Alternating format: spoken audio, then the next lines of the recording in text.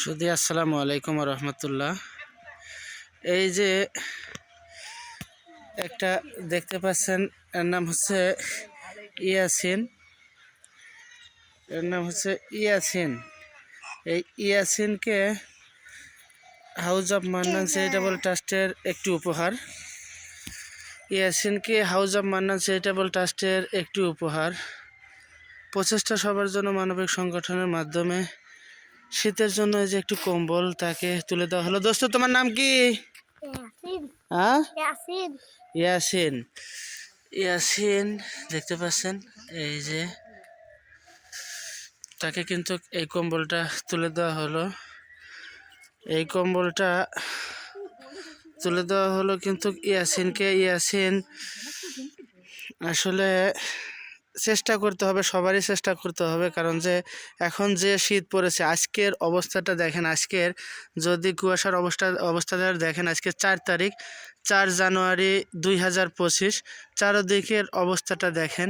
কিন্তু এই অবস্থা বিবেচনা করে প্রচেষ্টা সবার জন্য মানবিক সংগঠনের মাধ্যমে আমি এই যে হাউস অফ চ্যারিটেবল ট্রাস্টের যে উপহারটি ছিল, হাউস অফ চ্যারিটেবল ট্রাস্টের একটি উপহার কম্বল, এই কম্বলটা কিন্তু ইয়াসিনের হাতে কিন্তু তুলে দিলাম, ইয়াসিনের গায়ে জড়িয়ে দিলাম।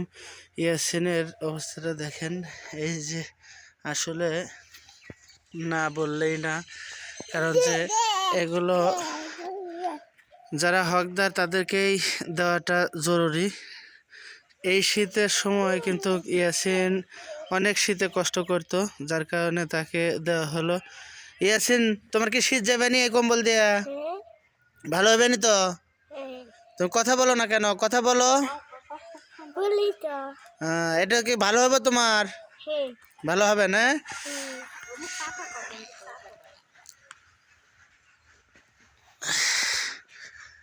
আসলে আমি এখন দাঁড়িয়ে আছি, দেখতে পাচ্ছেন এই যে নইপাড়া আমসারা সরকারি যে প্রাথমিক বিদ্যালয় আছে, নইপাড়া আমসারা সরকারি প্রাথমিক বিদ্যালয় মাঠের সামনে, এই স্কুলের সামনে থেকে কিন্তু ইয়াসিনকে কম্বলটা তুলে দিলাম। কম্বলটা তুলে দেওয়া হলো, আমার দাদার হাত দিয়ে তুলে দিলাম, ইয়াসিনের গায়ে জড়া দিলাম।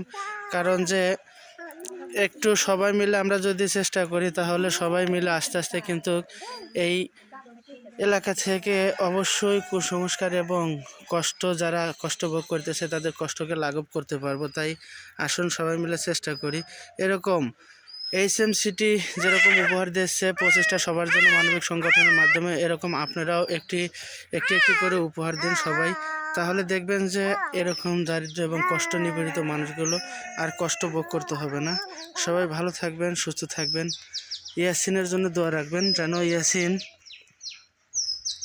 মানুষের মতো মানুষ হতে পারে।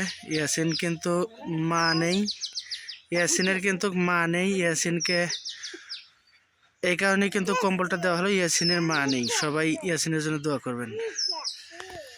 আল্লাহ হাফেজ, আসসালামু আলাইকুম রহমতুল্লাহ।